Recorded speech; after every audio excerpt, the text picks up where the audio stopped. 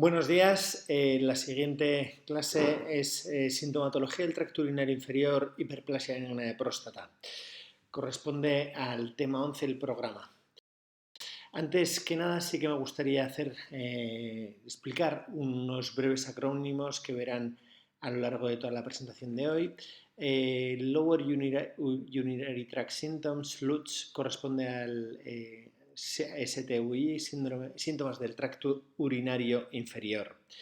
HBP corresponde al término hiperplasia benigna de próstata. BPE o CPB es el crecimiento prostático benigno y su anglicismo Benign Prostate Enlargement. BO o VV es obstrucción al vaciado vesical o Bladder Outlet Obstruction y RAO, retención aguda de orina. El índice de la clase de hoy, empezaremos con una breve introducción, lo que es la patología, la epidemiología, etiología clínica de esta enfermedad, es el concepto de una enfermedad progresiva, cómo se diagnostican, cuáles son los factores de la progresión de esta enfermedad y cómo hacemos el tratamiento y el seguimiento. Muy bien, como introducción sí que me gustaría resaltar. The prostate is a gland of both the urinary and genital system of the male. Within its urinary functions, it collaborates with the micturition by means of opening and relaxing the bladder neck at the beginning of micturition. Its sexual reproductive function is basic, and with its secretions, collaborates in sperm maturation.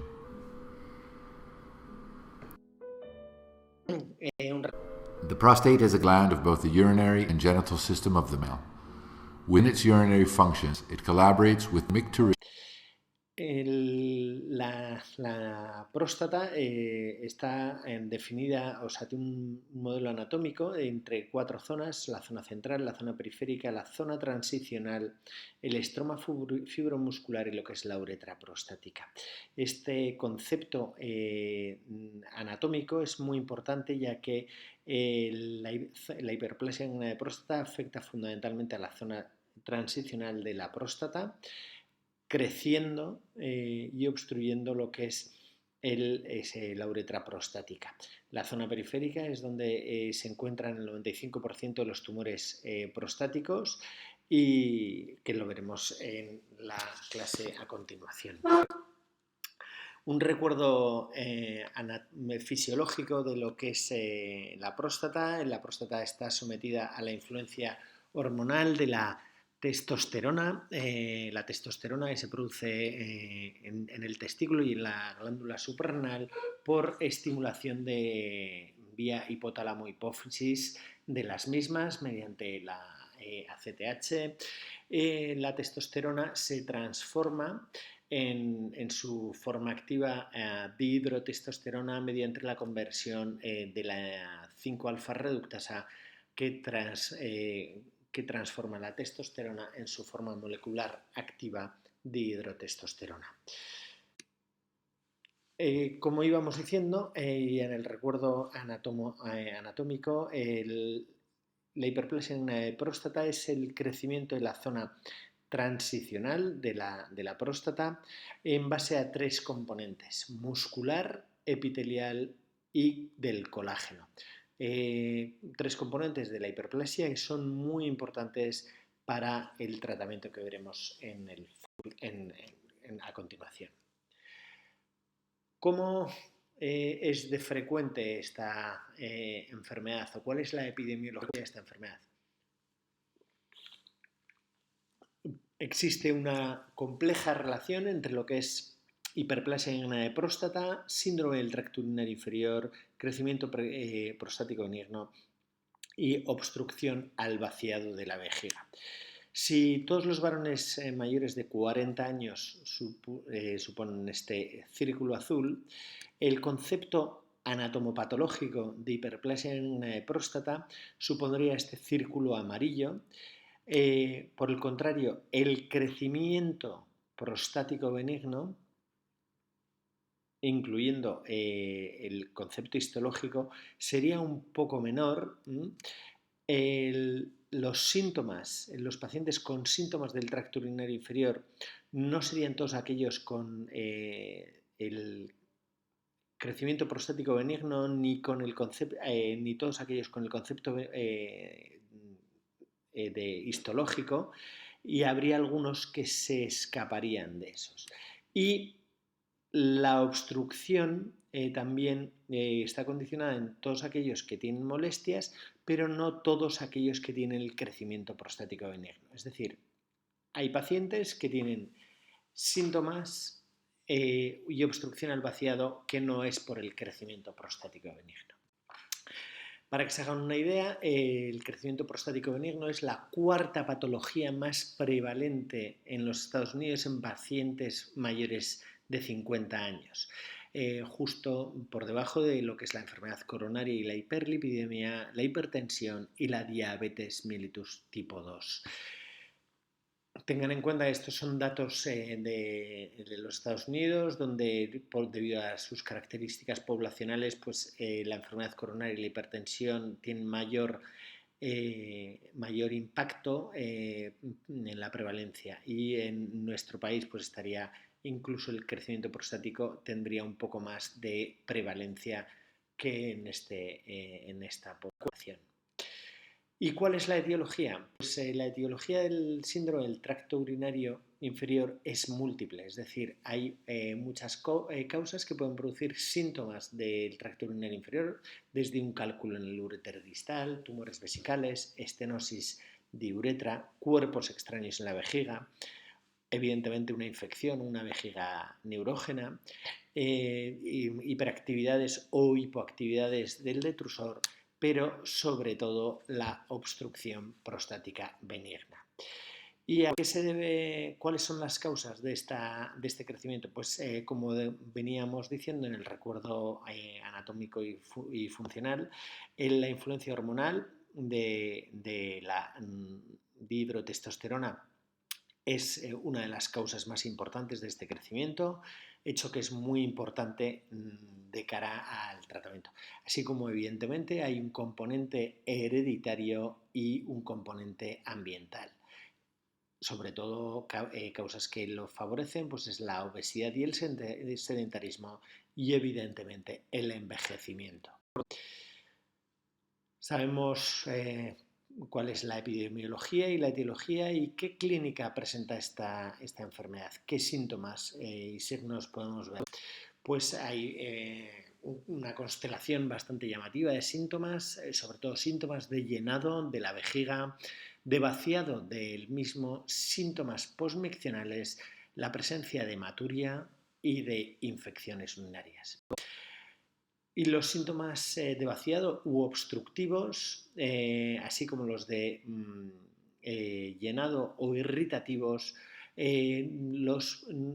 son los más importantes y los podemos objetivar mediante una escala que es el IPSS o International Prostate Score Symptoms, lo que es lo mismo, escala internacional de los síntomas prostáticos, que es un cuestionario que mediante 7 preguntas permite estratificar o objetivar algo subjetivo.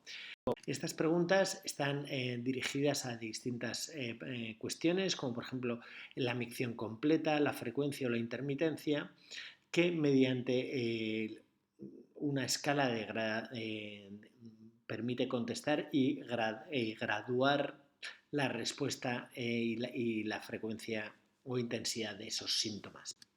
A su vez, las preguntas 4, 5, 6 y 7 corresponden a otros síntomas como es la urgencia, la potencia del calibre miccional, el esfuerzo, la nicturia, y hay una que corresponde a la calidad de vida.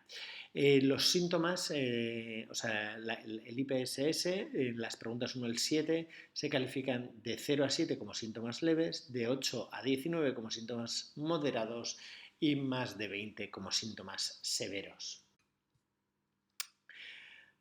Sabemos por estudios epidemiológicos, como es el EPILUTS, que la mayoría de los varones con síntomas del tracto urinario inferior experimenta una combinación de molestias de vaciado, de llenado y posmiccionales. Es decir, lo más frecuente es que los pacientes presenten una constelación de todas estas síntomas.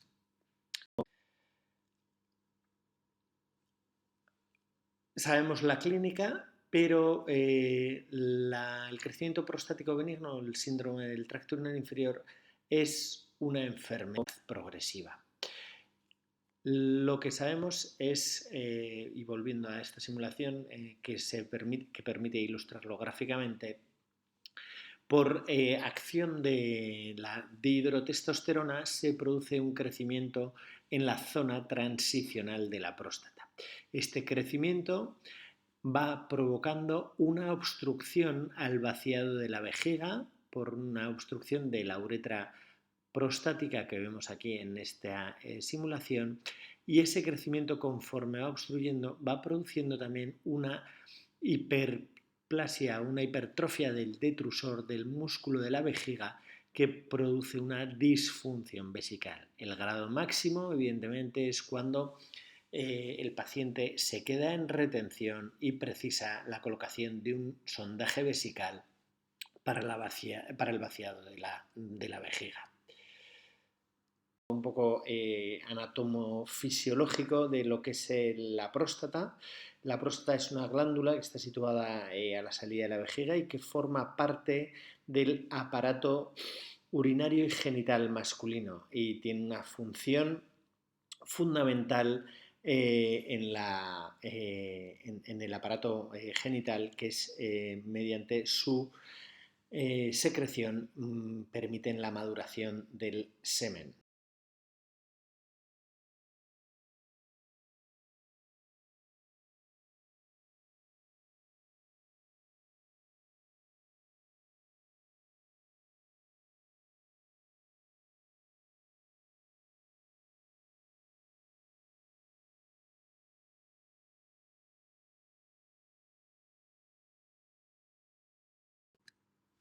Así pues, la enfermedad sabemos que es una enfermedad progresiva y la progresión la definimos como un aumento de 4 puntos en el IPSS, la presencia de una retención aguda de orina, el desarrollo de una insuficiencia renal obstructiva, la aparición de infecciones urinarias de repetición o el que aparezca una incontinencia urinaria.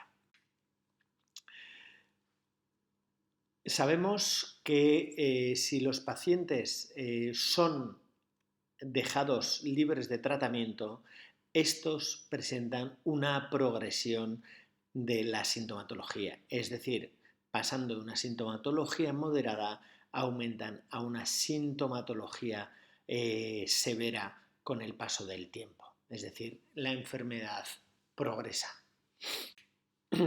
Del mTOPS Study sabemos, y del grupo del brazo placebo, sabemos que aquellos pacientes que presentan síntomas, si no se tratan, estos evolucionan y progresan.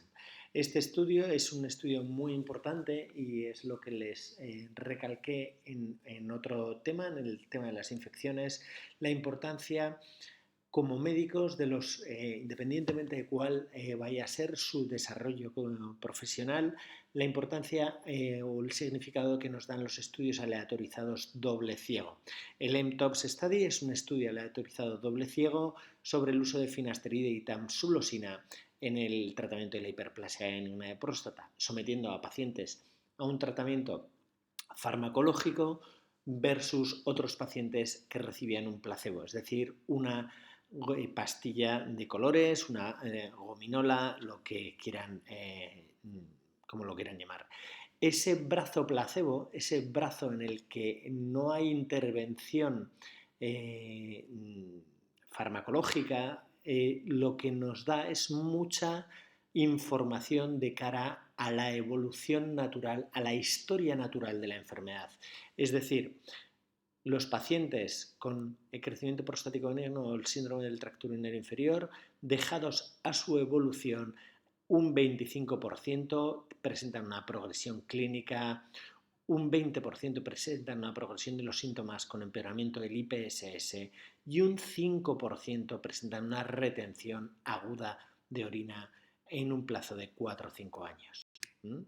Este es la imagen clásica de un paciente con una retención aguda de orina máxima en el que fue preciso colocarle en la sala de urgencias una sonda debido a la gran retención. Aquí vemos la imagen de un globo vesical pues muy importante en un paciente añoso. Sabemos entonces cuál es la epidemiología, la etiología, los síntomas que se presentan, el concepto de que es una enfermedad progresiva, pero ¿cómo se diagnostica? Bueno, para el diagnóstico de esta enfermedad disponemos de varias herramientas, como es la exploración física, el diario miccional, una analítica, las pruebas de imagen y la flujometría. La exploración física, evidentemente nos fijaremos en la constitución del paciente, haremos una palpación del hipogastrio para ver si hay presencia de un globo vesical y el tacto rectal, que nos permite hacernos una idea de la consistencia y del tamaño. El tacto rectal es una herramienta muy útil, pero consiste en la introducción del dedo índice a través del recto para palpar la próstata. Tiene las limitaciones de que evidentemente tan solo permite palpar adecuadamente en la parte inferior o posterior que está en contacto con el recto. El diario miccional es una herramienta muy útil que consiste en pedir al paciente que haga un registro en un documento de su volumen miccional y de su ingesta, así como si hay urgencia o escapes de orina. Esto nos permite descartar o ayuda en el diagnóstico diferencial de otras patologías, como puede ser una poliuria nocturna debido a una insuficiencia cardíaca o una potomanía, es decir, pacientes que beben pues, más de 5 litros, que evidentemente condiciona una poliuria con una polaquiuria. Desde el punto de vista de la bioquímica, de los análisis, pues evidentemente hay que realizar una bioquímica sanguínea para valorar cuál es la función renal, un ionograma, un sedimento y un cultivo de orina para descartar la presencia de alguna otra alteración, así como una infección, y sobre todo el PSA. El PSA es el antígeno prostático específico, es una herramienta muy útil, es un marcador tumoral prostático que nos permite para el diagnóstico precoz del cáncer de próstata, pero también nos sirve para monitorizar las enfermedades que ocurren en la próstata. Es un marcador tumoral muy sensible, pero muy poco específico. Muy sensible significa que toda alteración que ocurre en la próstata produce una elevación del mismo, y muy poco específico es que no toda elevación del PSA es por un cáncer. En cuanto a las pruebas de imagen, tenemos la ecografía vesicoprostática, puede ser abdominal o transrectal, el escáner o una resonancia magnética. La ecografía, como muestran aquí en la imagen, nos permite hacernos una idea del volumen, de la morfología, y permite valorar si tiene el residuo postmiccional. Es muy importante la medición del tamaño y sobre todo de la morfología, descartando o añadiendo si hay presencia de lóbulo medio. La flujometría es una prueba muy sencilla, que es la parte inicial de un estudio urodinámico y que consiste en solicitar al paciente una micción en un orinal especial que nos permite medir la relación del flujo con el tiempo, el volumen con el tiempo. Nos da varios parámetros: el flujo máximo, el flujo medio y el volumen miccional. Esta es una curva característica. La roja es de un paciente normal, pues un ascenso muy rápido y un vaciado bastante rápido en el tiempo, mientras que un paciente con una hiperplasia benigna de próstata tiene unas micciones más lentas, que le cuesta elevarse en una forma de colina aplanada. Esta sería lo que es una flujometría, un paciente sano con un ascenso muy rápido, un vaciado del volumen relativamente rápido en 20 segundos, con un flujo máximo de 27 mililitros por segundo, con un flujo medio de 17 y un vaciado de 23 y esta otra sería una de un paciente obstruido en el que presenta un flujo máximo de 46 y de 4,6 y un flujo medio de 3,3. A su vez, la flujometría nos da los nomogramas de Shiroki, que nos permiten valorar en función del flujo máximo o el flujo medio el grado de obstrucción de ese paciente. Muy bien, como resumen de las herramientas diagnósticas, recalcar la importancia de la exploración física y el tacto rectal, que nos permite no solo diagnosticar y hacernos una idea del tamaño, sino hacer un diagnóstico diferencial de la presencia de algún nódulo sospechoso, el diario miccional, la recogida durante 3 días de la ingesta y el volumen miccional, que nos permite diagnosticar, hacer un diagnóstico diferencial con otras enfermedades como la insuficiencia cardíaca o problemas psicológicos, psiquiátricos como la apotomanía, la analítica con un PSA, una bioquímica sanguínea para descartar cualquier grado de insuficiencia renal u otras alteraciones, y un seguimiento y un cultivo de orina para descartar la presencia de infecciones o otras alteraciones. En el campo de la imagen, sobre todo la ecografía, para hacernos una idea del volumen prostático, del tamaño de la próstata y la morfología, así como el escáner o más recientemente la resonancia, que nos permite una imagen más anatómica. Y la flujometría, que nos permite valorar el grado de obstrucción funcional. Sabemos qué síntomas produce, que es una enfermedad progresiva, cómo diagnosticarla, pero una vez que tenemos esas herramientas diagnósticas, ¿qué factores dentro de esa sintomatología o esas herramientas diagnósticas, qué factores son los que nos va a condicionar una progresión? Es decir, sabemos que es una enfermedad que progresa con el tiempo, pero no todos los pacientes progresan, sino aproximadamente un 30-35%. Y dentro de esos pacientes y de las herramientas diagnósticas que tenemos, ¿cuáles son los factores que hacen que esta enfermedad progrese? Muy bien, pues si estamos ante un paciente en el interior de la consulta, tenemos varios factores, como puede ser la edad, el IPSS o la sintomatología, un análisis sanguíneo con el PSA, el volumen prostático medido mediante ecografía o cualquier otra prueba de imagen más precisa y la flujometría.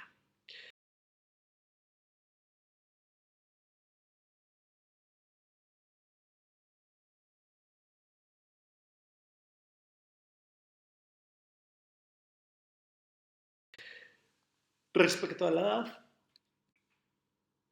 sabemos que el aumento de la edad se asocia a un aumento en la incidencia de la retención aguda de orina.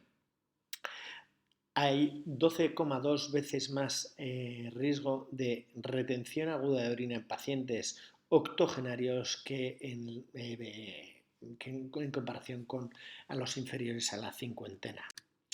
Respecto a la sintomatología, sabemos que la severidad de los síntomas del tracto urinario inferior se asocia a un mayor riesgo de retención aguda de orina. Aquellos pacientes que presentan una sintomatología, un score, una puntuación en el IPSS mayor de 7, presentan 3,2 veces mayor riesgo de retención aguda de orina que aquellos que presentan una sintomatología leve. En cuanto a la flujometría, sabemos que la disminución del flujo se asocia a un incremento del riesgo de retención aguda de orina. Aquellos pacientes que tienen un flujo urinario inferior a 12 mililitros por segundo tienen casi 4 veces más riesgo de tener una retención aguda de orina que aquellos que tienen un flujo superior. Respecto al volumen, volviendo al estudio del MTOPS, aquel estudio que les recalcaba que era un estudio aleatorizado, brazo control y brazo placebo.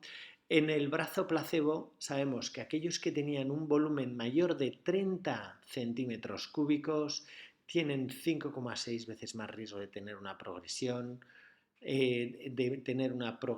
clínica con más síntomas del IPSS, más riesgo de retención aguda de orina y 2 veces más riesgo de precisar tratamiento quirúrgico.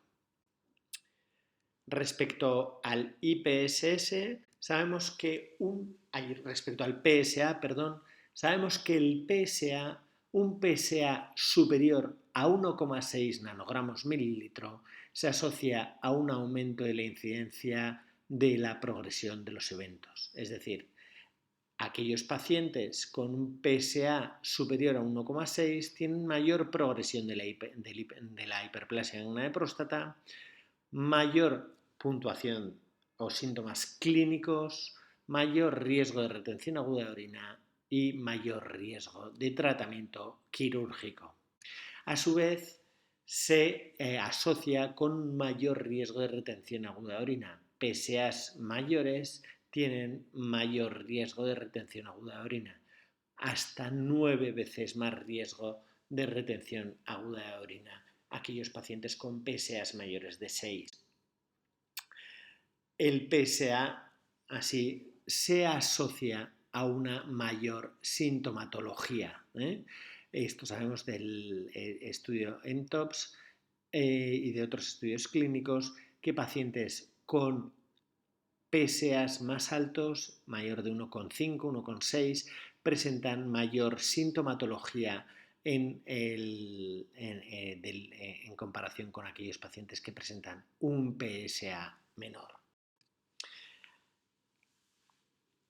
Así pues, si el PSA es una buena herramienta para medir la sintomatología y la progresión de esta enfermedad, este puede ser utilizado como un sustitutivo del volumen prostático.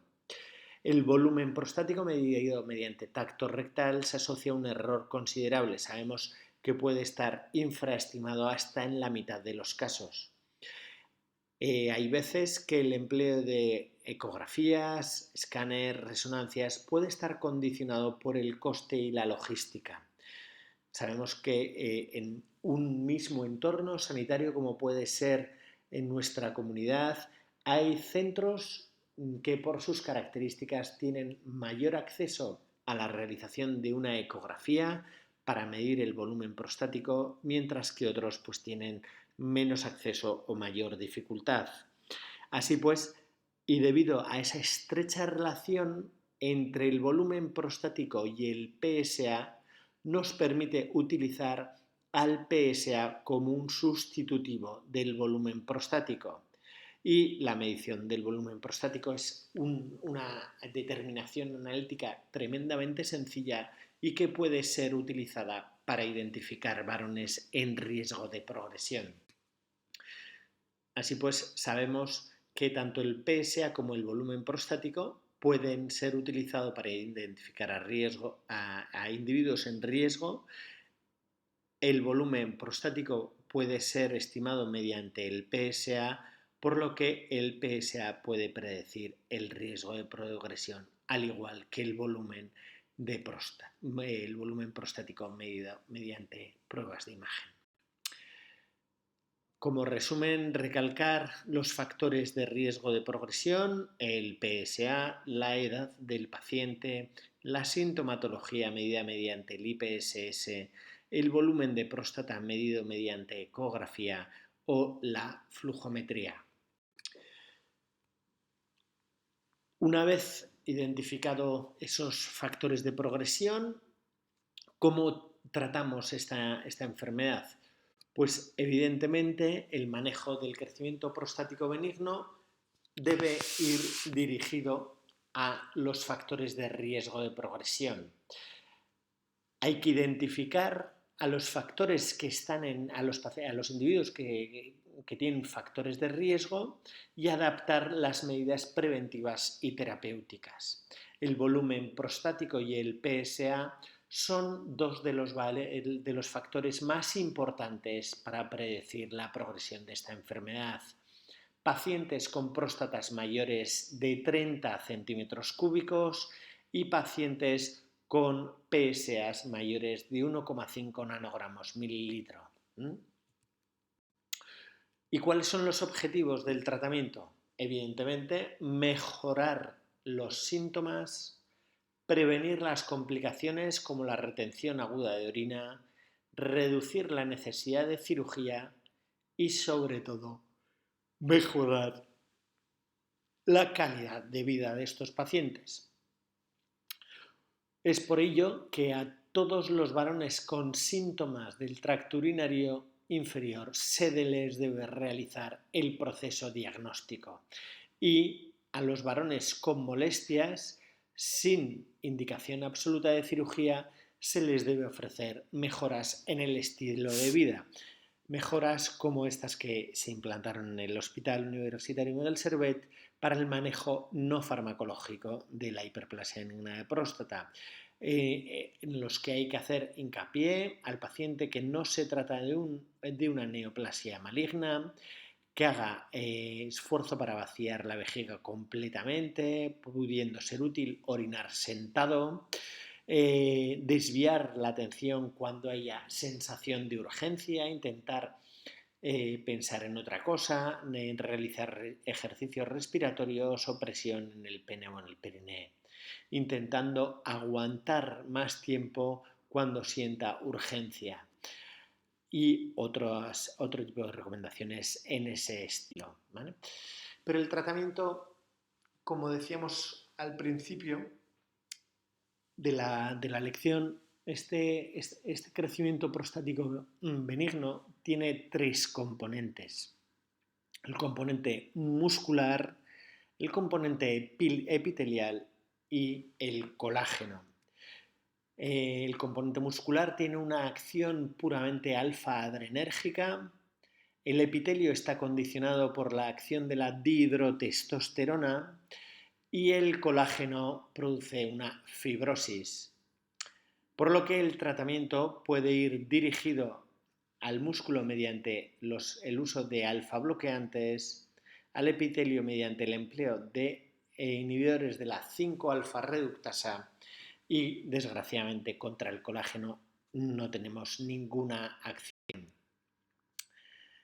El componente muscular, mediante su tratamiento alfa-adrenérgico a nivel del cuello vesical y del trígono, mediante el empleo de alfa bloqueantes, permite relajar esta zona y mejorar la sintomatología. Estos fármacos utilizados fundamentalmente son alfuzosina, doxazosina, terazosina, tamsulosina y silodosina, de menos a más uroselectividad. Los efectos secundarios que tienen estos tratamientos son fundamentalmente hipotensión, eyaculación retrógrada o la presencia del iris flácido. Efecto secundario o efecto adverso detestado por los oftalmólogos, ya que en el desarrollo de la cirugía de la catarata, la facoemulsificación de la catarata, pues se les produce ese síndrome del iris flácido, que es un iris que se contrae rápidamente y les produce gran dificultad en esta cirugía, por lo que tiene que ser suspendido y estar el paciente con un periodo de lavado pues, de aproximadamente entre 3 y 6 meses.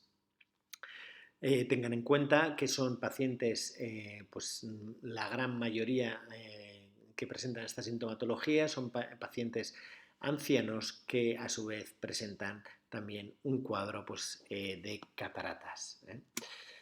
Hay otra acción a nivel muscular, que son los inhibidores de la 5-fosfodiesterasa, que permite una relajación mediante la liberación del óxido nítrico. Estos fármacos que tienen esta acción son fundamentalmente el tadalafilo, que se utiliza también de manera conjunta para el tratamiento de la disfunción eréctil. Estos medicamentos tienen fundamentalmente dos efectos secundarios, como son el rubor facial o el dolor de espalda. Tengan en cuenta lo mismo que decíamos para la catarata, pues ocurre también con la disfunción eréctil. Es muy frecuente que estos pacientes presenten con las dos síntomas o las dos enfermedades de disfunción eréctil y de crecimiento prostático benigno. A nivel del componente epitelial, tenemos el tratamiento con inhibidores de la 5-alfa reductasa, fundamentalmente finasteride y dutasteride. Finasteride inhibe la 5-alfa reductasa tipo 2 y el dutasteride inhibe las dos, la 1 y la 2. El finasteride tiene una acción un poco más lenta y el dutasteride un poco más rápida, pero a largo plazo el efecto es similar. Los efectos adversos que presentan son fundamentalmente impotencia. A nivel del componente del músculo vesical sí que hay que valorar otros tratamientos como son los anticolinérgicos, sobre todo a nivel de los receptores muscarínicos o beta-adrenérgicos. Los receptores, los anticolinérgicos fundamentalmente son tres: solifenacina, fesoterodina o tolterodina, que tienen su acción sobre los receptores muscarínicos y evitan esos síntomas de llenado o esa acción de contractilidad de la vejiga. Los efectos adversos que presentan son fundamentalmente sequedad de mucosa o demencia. Y también tenemos los agonistas beta-3 que hacen efecto sobre los receptores beta-adrenérgicos a nivel del músculo de la vejiga, como es el mirabegron, y fundamentalmente su efecto adverso puede ser la hipertensión. Más que el efecto adverso es que hay que tener especial cuidado en aquellos pacientes que tienen una hipertensión arterial no controlada, no bien controlada. El uso de este fármaco puede desencadenar cuadros de hipertensión arterial.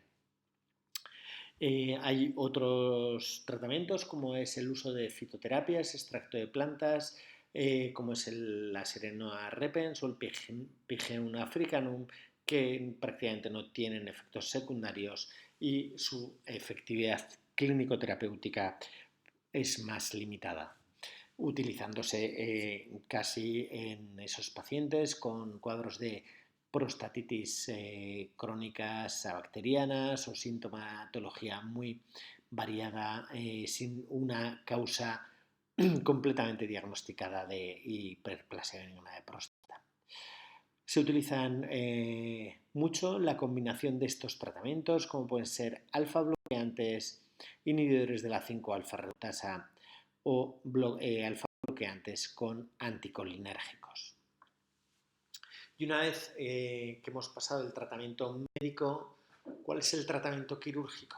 Bueno, antes que explicar el tratamiento quirúrgico, hay unas indicaciones absolutas de cirugía, como pueden ser la retención aguda de orina, un residuo postmiccional elevado, la presencia de infecciones urinarias de repetición, insuficiencia renal aguda de carácter obstructivo, hematurias macroscópicas o la presencia de litiasis en la vejiga.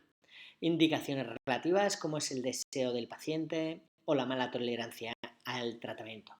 Fundamentalmente, pues pacientes que han intentado seguir un tratamiento médico y que nos transmiten su deseo de ser operados y solucionar este problema de una vez.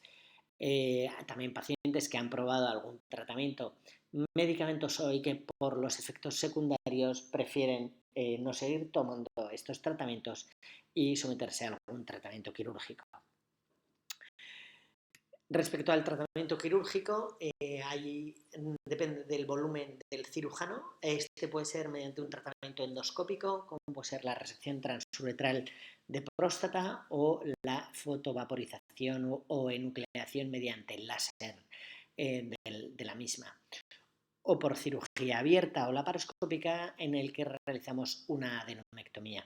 Existen otros tratamientos como puede ser la embolización, el urolift o lo que es la grapa intraprostática y más recientemente el tratamiento con vapor de agua, la ablación prostática con vapor de agua. La resección con un instrumento endoscópico, el resector, con un sistema óptico que nos permite ver el interior del tracto urinario. El resector se introduce a través de la uretra, pudiendo visualizar la uretra, próstata y vejiga.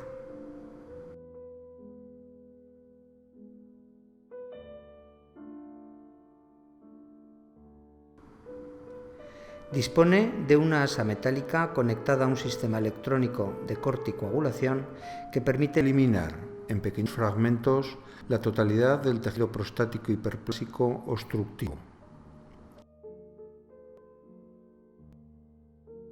Los fragmentos son arrastrados a la vejiga por el líquido de irrigación.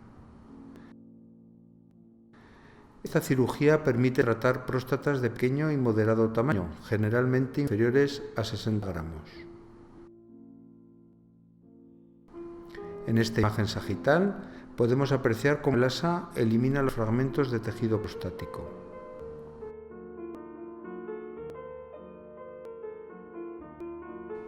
Los pequeños vasos sangrantes son coagulados minuciosamente para evitar hemorragias.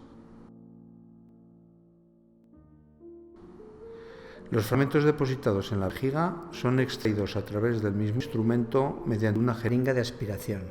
Transuretral de próstata es la técnica gold estándar o estándar. Con un instrumento endoscópico, el resector, con un sistema óptico que nos permite ver el interior del tracto urinario.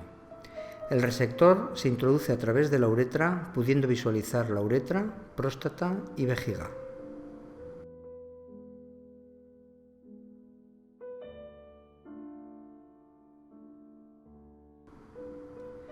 Dispone de una asa metálica conectada a un sistema electrónico de oro para el tratamiento de la hiperplasia benigna de próstata, que consiste mediante una anestesia, preferiblemente espinal o raquídea, de cintura para abajo. Entramos con una endoscopia a la vejiga y con ese endoscopio que nos permite realizar una exploración de la cavidad y de la próstata. Tiene un instrumento de trabajo que es una asa de corte, normalmente bipolar, que permite el corte y la coagulación de una manera muy precisa. Realizamos cortes repetidos y seriados en ambos lóbulos de la próstata, según las técnicas descritas, para reducir o extraer todo el tejido prostático hiperplásico, realizando una resección lo más profunda posible hasta la cápsula prostática y aliviando esa obstrucción de la próstata. En este corte se ve perfectamente cómo se realiza una incisión subumbilical entre pubis y ombligo, disecando la cara anterior de la próstata y vejiga. Son coagulados los plexos venosos periprostáticos e incidida la cápsula prostática transversalmente.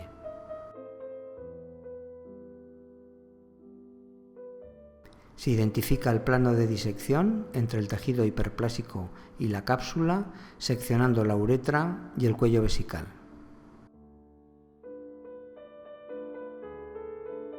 Es la técnica que tradicionalmente se ha usado para extraer hiperplasias prostáticas voluminosas, hoy en día menos indicada por la implantación de la cirugía mínimamente invasiva. Ayudados del dedo índice, se nuclea el tejido hiperplásico, como se puede observar en esta imagen sagital.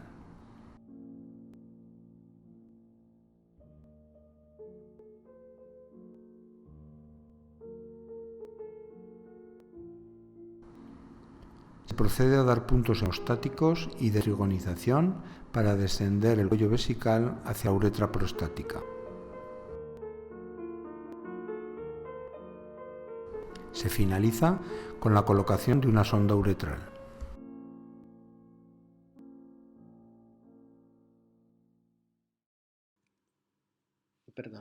Esa era la técnica centímetros cúbicos. Otras técnicas de extrusión mediante vaporización son la ablación mediante y con una rápida recuperación. Una fibra de láser introducida por cistoscopio emite una haz de luz láser lateral que aplicado sobre el tejido prostático produce una vaporización del mismo, eliminando el tejido hiperplástico obstructivo. La fotovaporización se realiza prácticamente sin sangrado, permitiendo una rápida recuperación y mínima estancia hospitalaria. Indicada en próstatas de pequeño o moderado tamaño.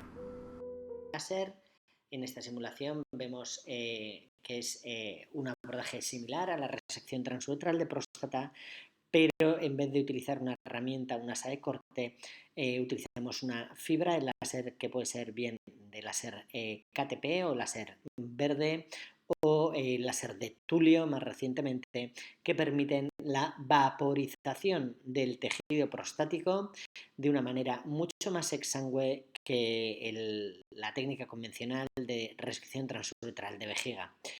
Una vez que se realiza la vaporización completa del tejido, se lleva a cabo, se finaliza la cirugía con la colocación de una sonda de 3 días. La gran diferencia entre estas técnicas de vaporización láser o la técnica de destrucción mediante vaporización del tejido resección transuretral de próstata es fundamentalmente el tiempo de sondaje y la tasa de sangre, que es muchísimo menor en los casos con técnica láser que con técnica de resección transuretral. Los inconvenientes pues es que es un procedimiento un poco más caro y que se limita fundamentalmente a pacientes anticoagulados o aquellos pacientes que prefieran un posoperatorio más liviano, con menos estancia y en el que la duda clínica de que pueda existir un cáncer de próstata no esté presente. Esta otra simulación. En la enucleación del tejido prostático hiperplásico mediante láser de corte Holmium. Se introduce un cistoscopio a través de la uretra y una fibra de láser. La energía de este tipo de láser permite seccionar el tejido, sellando los vasos sanguíneos, evitando la hemorragia. El haz de láser va separando el tejido hiperplásico de la cápsula prostática por un plano de disección existente, que finalmente será empujado a la vejiga. Esta técnica nos permite extraer próstatas muy voluminosas con un mínimo sangrado.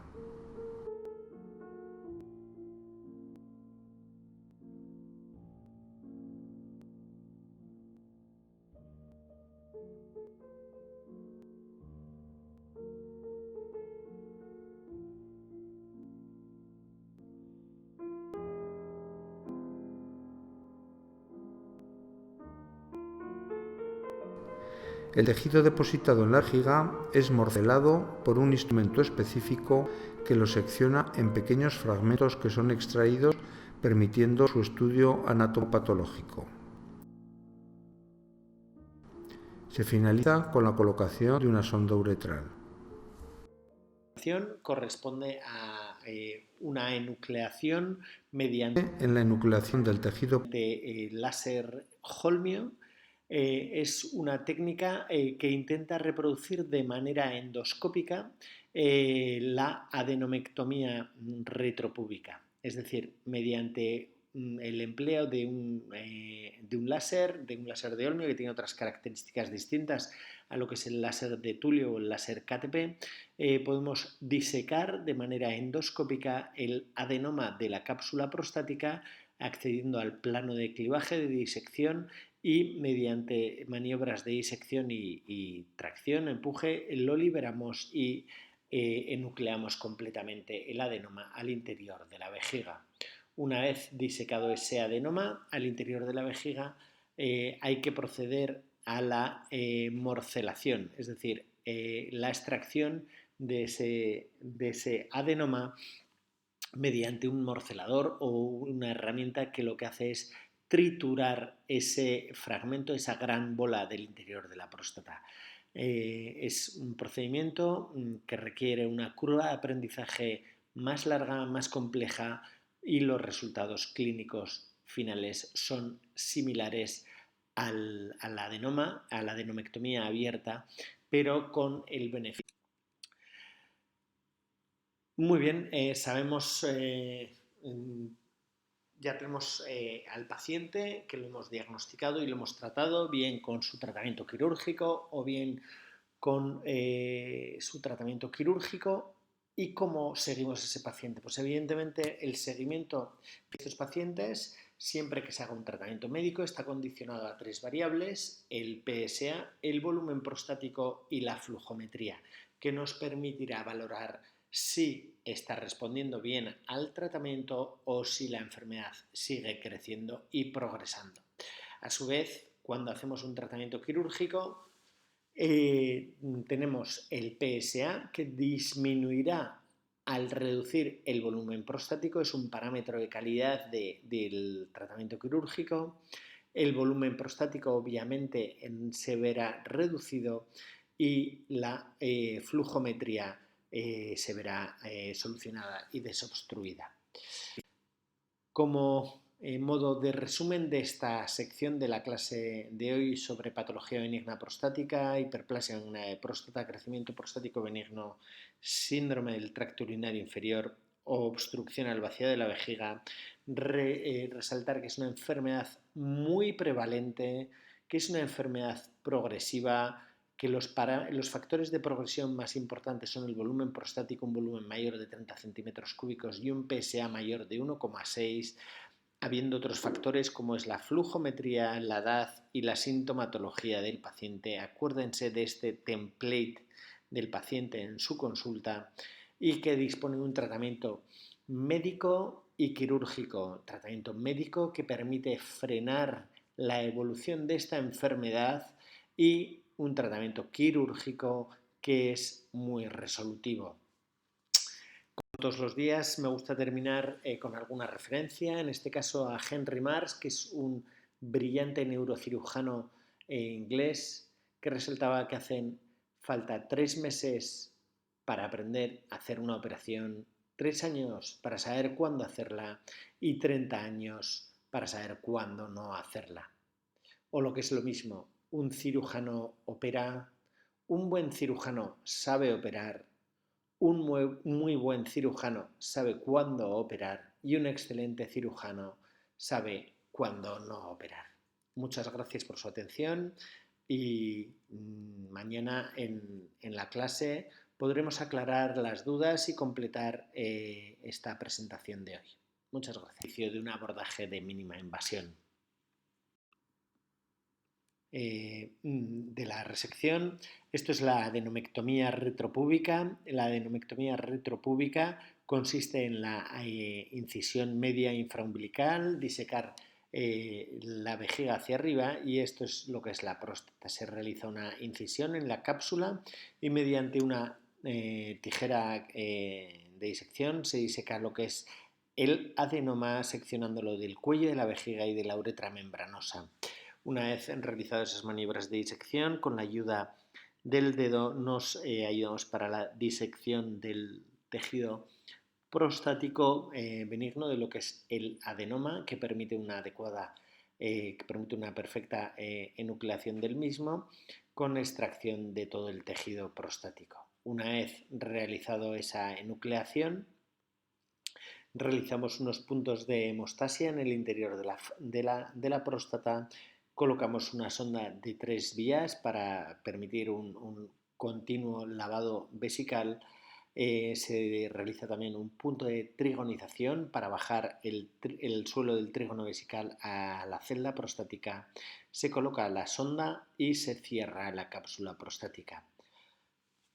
Esta cirugía está indicada fundamentalmente para pacientes con próstatas muy voluminosas, normalmente mayores de 90 a 100, como es la liberación del volumen prostático.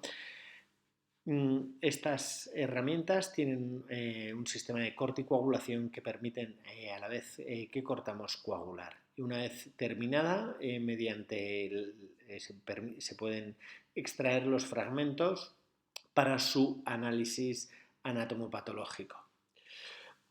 La cirugía, evidentemente, termina con la colocación de una sonda vesical. Esta es otra simulación en la que se visualiza un procedimiento similar, pero mediante la utilización de un haz de láser. Hay distintos láseres en el mercado, como puede ser el láser KTP o láser verde.